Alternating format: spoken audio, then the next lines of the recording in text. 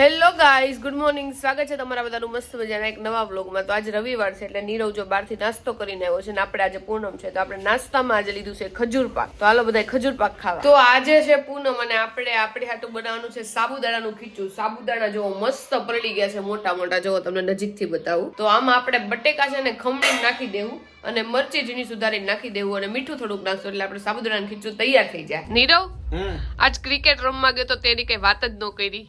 સવારે ક્રિકેટ રમવા ગયો તો આવી ઠંડીમાં અમારે ત્યાં 5:30 થી 6 વાગે પહોંચવાનું હોય, 5:30 ઘરેથી નીકળું.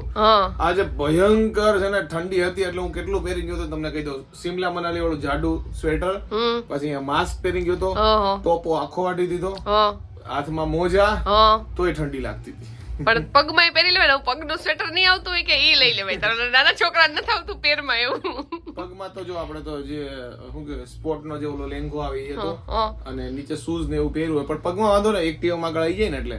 બાઇકમાં હોય તો પગમાં વાંધો આવે, પણ ક્રિકેટ રમવા જાવીને ત્યાં પહોંચે બોક્સ ક્રિકેટમાં એટલે સ્વેટર વેટર બધું કાઢી નાખ્યા અને પછી મજા આવે કારણ કે ઠંડી ઉડી જાય. અને મેં સાંભળ્યું છે આજે તારી ટીમ એકવાર જીતી હોત ગઈ હતી.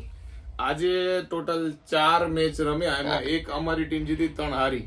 પણ મોજ બહુ કરી. જો ક્રિકેટમાં અમારું અત્યારે એવું છે કે બધા છે ને ટૂંકમાં ક્યાંક ને ક્યાંક કામ કરતા એટલે સન્ડે ક્રિકેટ રમવા માટે ભેગા થાવી છે. એટલે અમારો લક્ષ્ય છે ને જીત હાર કરતા મોજ નો હોવો જોઈએ. કારણ કે જો બે ટીમ માંથી એક તો હારવાની જ છે અને એ અમારી ટીમ લગભગ હોય. અને એક વાર તારી ટીમ જીતી ને એટલે એના માટે મારે તને ઇનામ આપવું છે. ઇનામ નથી આપવું. આ કેવું કરે, હાથ જયારે બી ધોવે ને તે આ ઠંડા હાથ અડાડા. શિયાળામાં કોઈ ઠંડા હાથ નહીં, ખાલી હાથ અડાડે તો રાડ ફાટી જાય. ગાલે અડાડા એટલે હમણાં પેટ અડાડા તો નીરજ ને આમ શોક લાગી જાય. જો ભાઈ અત્યારે આપણે રોંઢે છે ને ખાઈએ છીએ ખીચું.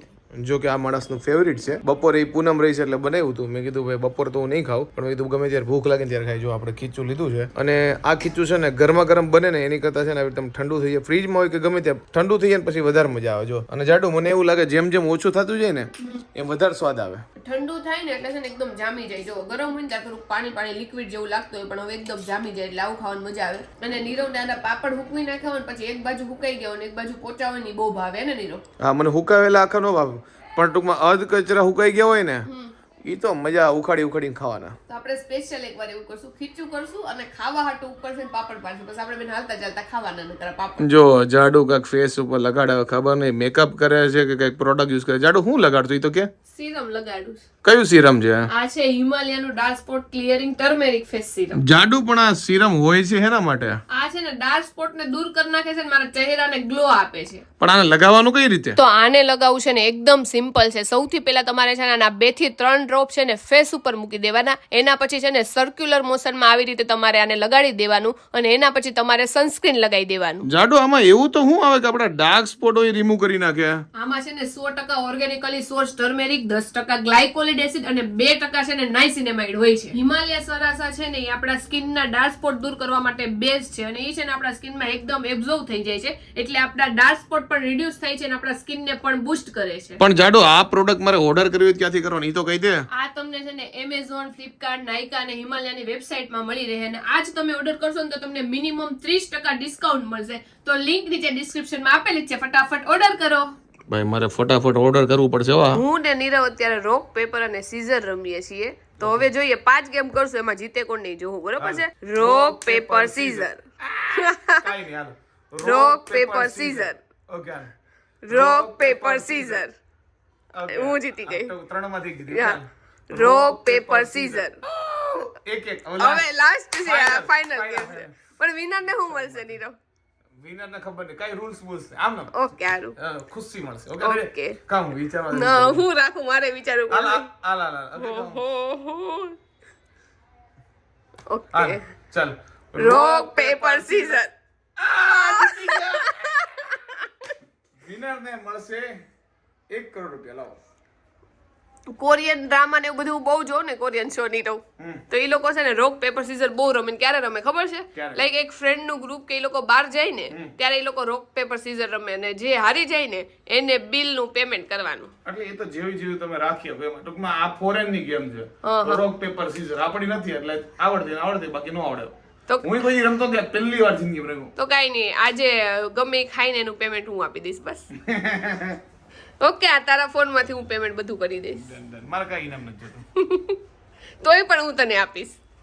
તારા ખાતામાંથી મારા ખાતામાં પહેલા ટ્રાન્સફર કરી લઈશ ને પછી બધા બિલ હું ચૂકવી દે, બરોબર? તારા ખાતામાંથી મારા ખાતામાં ટ્રાન્સફર કરીને બિલ આપીશ તારા ખાતામાંથી. જે લોકો રોક પેપર સીઝર રમતા હશે ને તો એવી સિમિલર ગેમ છે જે અમે બહુ રમતા ની આની કરતા બી ક્રેઝી ગેમ છે. એમાં બી 3 વસ્તુ સેમ છે, સસલું, તીર અને દિવાલ. આ રમજો, બહુ મજા આવશે. કારણ કે સસલું હોય એની સામે દિવાલ હોય તો સસલું ઠેકી જાય, પછી તીર હોય સામે દિવાલ હોય તો તીર તૂટી જાય, એવું બધું છે. બહુ મજા આવશે. જેને રમી હશે ને ખબર હશે. જો ભાઈ, રાતની રસોઈ મંડાઈ ગઈ છે અને આમાં ખાલી તેલ જ નાખ્યું. જાડુ, શેનો પ્લાન છે ને શું છે એ કહી દો. આજે ગરમા ગરમ તેલ પીવાનું છે. કે તો ખરા શું છે? તુરિયાનું શાક અને ખીચડી. ઓકે, તુરિયાનું શાક ખીચડી છે. મેડમ રહ્યા છે પૂનમ, એટલે ઈ ખાવાના છે. શું ખાવાના છો? સાબુદાણાની ખીચડી. સાબુદાણાની ખીચડી ખાવાના છે. અને હું બી પૂનમ રહ્યો છું તો હું બી સાબુદાણાની ખીચડી ખાવાનો છું. જો કે હું પૂનમ રહ્યો નથી અને આડમાં ખાઈ લઉં છું. એમાં એવું છે કે એમ જ હોય કે એક વસ્તુ ફરાળમાં સારી બને ને તો બધા ફરાળ જ વધારે ખાય, ઓલી કરતા તે વસ્તુ કરતા. નીરવ, હા, તેલ ખૂટી ગયું હોય ઓકે, તો શું કરવા જવું પડે? તેલ પુરાવા જવું પડે. મને ખબર છે, શબ્દ બદલી નાખ્યા. તારે એમાં તો તેલ લેવા જવું પડે. હા, એટલે હું પસંદ કે તું મને એવું કઈ રીતે કહે કે તેલ લેવા જાય એમ? એટલો ખરાબ જોક્સ અને 2 કલાકે તૈયાર કર્યો હતો. એટલો ઘટિયા જોક્સ. એવું નહીં કે ખારો જોક્સ તું મને ઉખાણું પૂછું તને જવાબ આપવા. પણ મને ઉખાણ આવડતા જ નથી. મને જોક્સ હોય કાં તો કોકને શું કહેવાય રોસ્ટ કરવા એવું બધું આવડે. તો છે ને ફટોફટ તું છે ને આમ રાઇમિંગ વાળો એક રોસ્ટ બનાય મારી હાથે. રાઇમિંગ વાળો રોસ્ટ? ઈ વળે કેવો રોસ્ટ? એવો તો મેં નથી સાંભળ્યો. એટલે મીન્સ કે ખબર છે તું આમ શાયરી ટાઈપ મારા હાથ નથી બનાવતો, પાયલ ને ઘાયલ ને ફાયલ ને એવું બધું એવું. ટૂંકમાં એક કેમ પેલો ઓલું રોમેન્ટિક હતો કે તારું નામ છે પાયલ, તે નીરવને કરી દીધો ઘાયલ. હવે આમાં રોસ્ટ કહી દો, તારું નામ છે પાયલ, તે ઘરવાળાને કરી દીધા ઘાયલ. તો રોસ્ટમાં એમ જ હોય. લ્યો,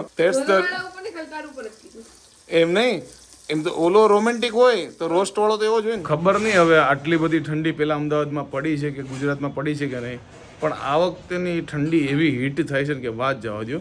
એકવાર મેં ક્યાંક આંકડો સાંભળ્યો તો 11 ડિગ્રી સુધી ગયું હતું. બાકી ભયંકર પડે, દિવસે પડે ને રાતે તો ગજબ પડે છે. રાતે તો લાઈક અમદાવાદનું લાઈક પ્રોપર સિટી છે તો બી તમે જુઓ ને તો રાતે કોઈ દેખાય નહીં. કામ સિવાય કોઈ બહાર નીકળતું છે નહીં. હું તો કામ હોય તોય નથી નીકળતું. જો ભાઈ, ફાઇનલી આપણે છે ને શિયાળાના શસ્ત્રો બધા કાઢવા જ પડ્યા. આ જાડુનું સ્વેટર કંઈક છે, આ ટોપા ને એવું બધું છે. જો કે મને કાન ટોપી મળી ગઈ છે, ટોપો નથી મળ્યો, પૂછવું પડશે. આ જાડુના મારા મોજા છે. જો ભાઈ, શિયાળાની બધી કામની વસ્તુ છે, ગમે ત્યારે યુઝ થાય એટલે જો અત્યારે ખોલ્યું તો આપણને ટોપો મળ્યો નથી એટલે ટેમ્પરરી આપણે જો કાન ટોપી પહેરી લીધી છે. હવે જાડુ ગમે ત્યારે આવે ત્યારે કહીશ ટોપો ક્યાં મૂક્યો છે.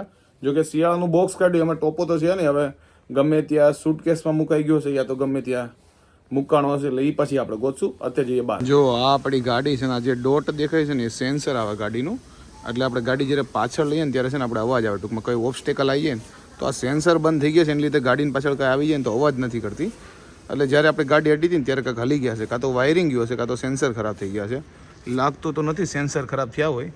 હવે આને આપણે દેખાડવા જવું પડશે ગમે ત્યારે. તો આપણા ઓડિયન્સને કહી દઈએ છીએ કે હમણાંથી છે ને અમે એક નવું કામ શરૂ કર્યું છે નીરવે. હવે તમે જે આ વાતાવરણના બધા ન્યૂઝ જોતા હોય ને બંધ કરી દેજો, કારણ કે તમને 24 કલાકમાં કયું વાતાવરણ છે, કેટલા ડિગ્રી તાપમાન છે ને બધું છે ને રિપોર્ટર નીરવ તરફથી જાણવા મળી જાય. બરોબર ને નીરવ? પાક્કું છે. જો અત્યારે વાતાવરણ કહી દઉં, આ બાજુ વાતાવરણ ચોખ્ખું છે ને આ બાજુ બહુ ગંદુ છે. અહીંયાથી વિસ્ફોટો થાય છે. સાચું કીધું ને મેં? ઓકે રિપોર્ટર, તમે ખોટું બોલો છો. સાચું બોલતા થોડુંક શું આ રિપોર્ટર કેન્સલ થઈ ગયા, નહીં હાલે. પહેલાથી જ ખોટું બોલે છે. પણ જો રિપોર્ટરને દેખાય નહીં, રિપોર્ટર જે હોય એને અહીંયાથી મહેસૂસ તો થાય ને નાક દ્વારા. તો આ બાજુ છે ને ઈ બહુ એટલે બહુ ખરાબ વાતાવરણ છે ને આ બાજુ એકદમ ચોખ્ખું વાતાવરણ છે. ઓકે, વાહ, તમે બોમ્બ ગોળા ઓછા પડો ને તો ચોખ્ખું વાતાવરણ થાય. અહીંયા જે માણસ હુએ છે ને એ તો બહુ મોટો સજ્જન માણસ છે, સુગંધ ફેલાવે. આવું તો મેં પહેલી વાર એવું કે સુગંધ માણસ ફેલાવે, એ તો પહેલી વાર સાંભળ્યું. તો રાતના વાગી ગયા છે 1 અને આજનું આપણું ગુડ નાઇટ છે બહુ લેટ થવાનું છે, કારણ કે ઓલમોસ્ટ 1 થઈ ગયો છે. હુતા હુતા 1:30 વાગી જાય.